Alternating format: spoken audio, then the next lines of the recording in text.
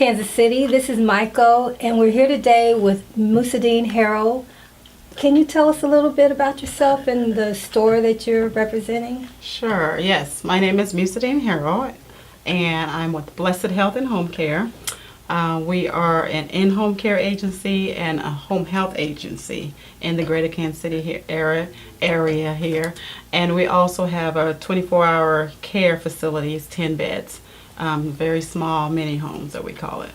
Well, Musudeen, I met you at a recent Urban League meeting, and they were spotlighting you. Mm-hmm. Can you tell us what that was all about? Well, yes. We've been working with the Urban League for the last couple of years, and we were identified as a candidate that we can grow our business here in Kansas City because of the type of business we do and the outreach that we do to engage other individuals and employ more people. So we were connected with the Urban League through a program called the Small Business 10,000 KSB program, which is national. And so we were one of the participants that were chosen to go and participate in this year-long process, and it had to do with a lot of education on entrepreneurship. Again, I'm a nurse by trade, and I have a business partner, Deborah Gardner. We're both nurses. And so when we started off, we had no business background. We wanted to do it because we care about people, and that's what our passion is at this present time, because we care, so we continue to do what we do for the community here. We predominantly work in the inner city, but we also have the outer core areas like Lee Summit, Grandview, that we work with individuals north of the river.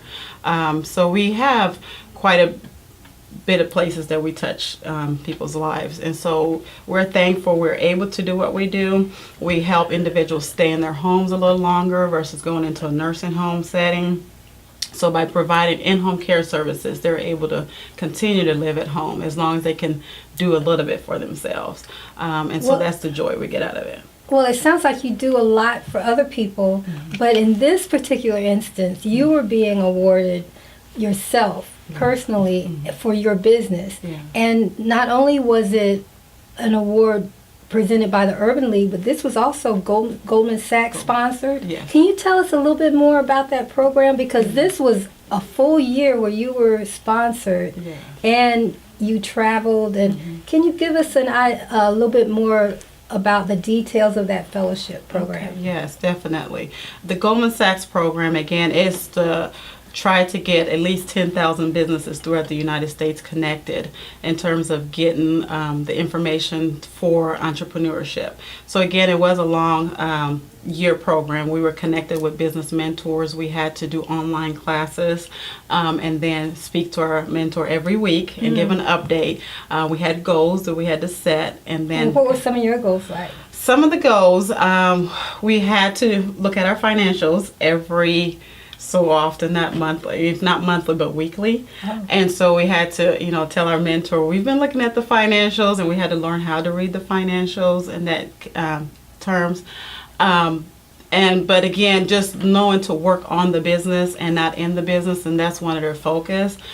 We have to look at ourselves as business owners and not we're just worker bees. And that's a hard thing for us to adjust to, because again, I'm a nurse by trade. We're caring for people all the time, and so just working on our business and going through the program. Again, it was a paid free program.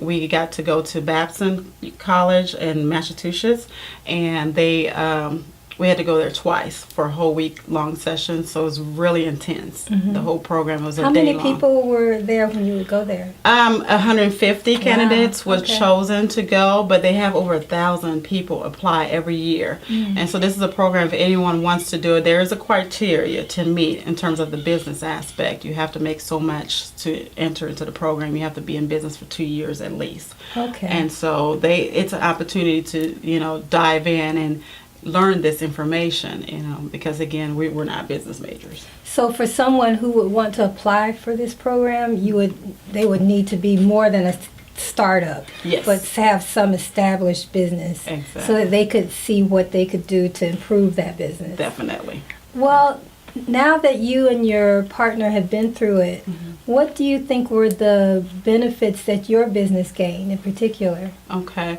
One of the things that we are really actually putting in motion now is having a operational manual. Just knowing how to put things in place in terms of procedures, policies, and then follow through with that. And that's a challenge by itself. And even that's an up-to-date challenge to get follow through, getting procedures done, and then just everyone be on the same page. This is for your employees? That's for the business structure itself. Okay. Yeah, just structuring And by the way, business. how many employees do you have? We have about 50. Okay. Yes, ma'am. Oh, so that's a handful. Yeah. Yeah. It's a handful. And so what were some of the other benefits or practices that you put into place? One of the other things that I learned through this process was developing relationships, connecting, networking. And again, that's another challenge I'm still dealing with in terms of finding time to do networking versus just working in the business. And so one of my goals this year coming up is to try to get out into the community, to learn what's out there. Even just your program today, I'm just not aware of things. And so it's not being ignorant to the fact, it's just finding time to break loose. Okay, well, I have to speak up for you because even though I introduced myself to you, you followed up. Yeah. And you after, I think maybe a week in between when we had last spoken with each other, you called me and you reminded me that we had set up an interview. So that I think that is something that you're doing. Awesome. And just keep it up because it does make a difference. Awesome. Yeah. Yes. Well, I think one thing that it sounds like your business is in a position to really impact the community. Are there any things that you want to see happen, particularly as far as your business and maybe how it can get others in the community to know more about what you're doing? Definitely. One of our biggest challenges is trying to connect with the people that are, per se, have, I guess, money to pay for services. We're trying to see how do we reach those individuals. We, at this present time, service the Medicaid population, per se, because we're contracted through the Division of Health and Senior Services. So one of our biggest challenges is connecting with who can we get in touch with that knows the people that have finances to pay for our services. So the private pay sector. I see. When what are some of the things that you'll be doing as far as getting in touch with those people? What kind of networking and other things do you think you'll be doing for that? Yes, some of the things I've thought about for this coming up year is joining the Kansas City Chamber of Commerce. I understand there's a lot of nonprofit agencies that connect with those, and just try to see how can we get more plugged into these different individuals and know people. It's about who you know.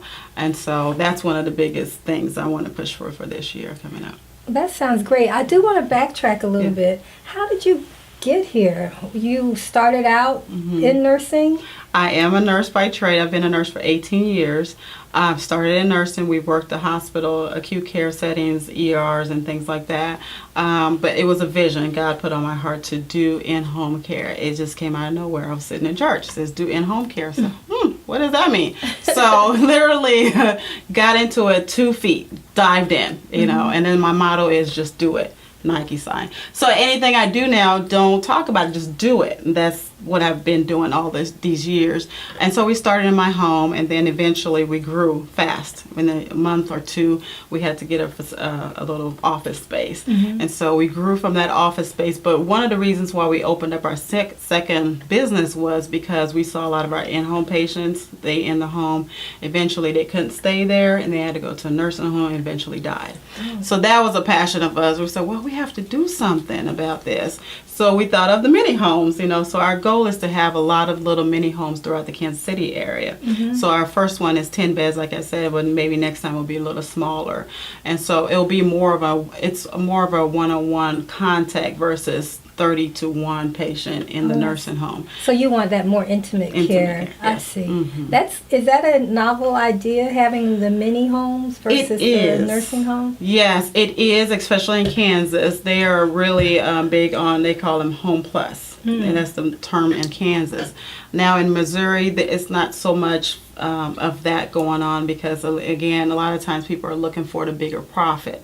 Again, it's not about the bigger profit, it's more of the care for us, individuals receiving that one-on-one care, and they know they're like our family, so, and that's our mission for that piece of what we do, so. Well, it sounds like you're so busy. How do you manage to integrate your personal life and your business life? When you say we, is this your family?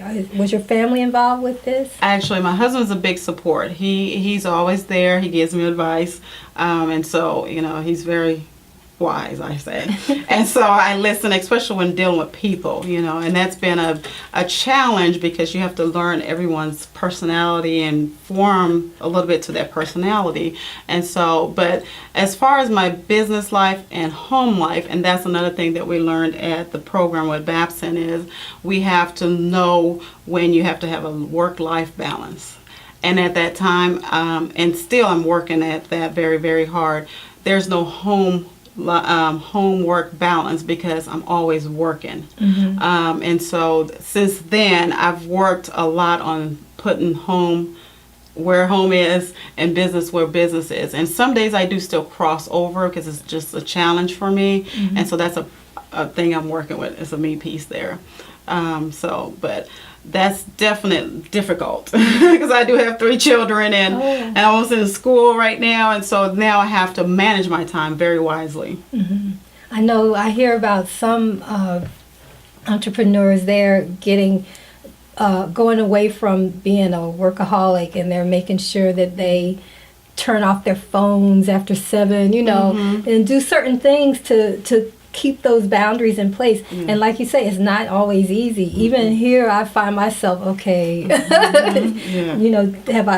can I really put the phone down? Some days I can, and some days you just can't. You can't, yeah. Right. Well, is there if we wanted to get in touch with you, the community that sees you here today, how would they get in touch with you? Well, we are located on 63rd Street. Our address is 305 East 63rd Street, and that's right there in the heart of Kansas City towards the Brookside area. And our phone number is 816-756-0405. And we also have a business cell that is 24 hours accessible, but whether you call the main line, but it's 816-678-8061. And feel free to come by and see our facility. Our 10-bed is just marvelous. We love it. It's like a little mini home.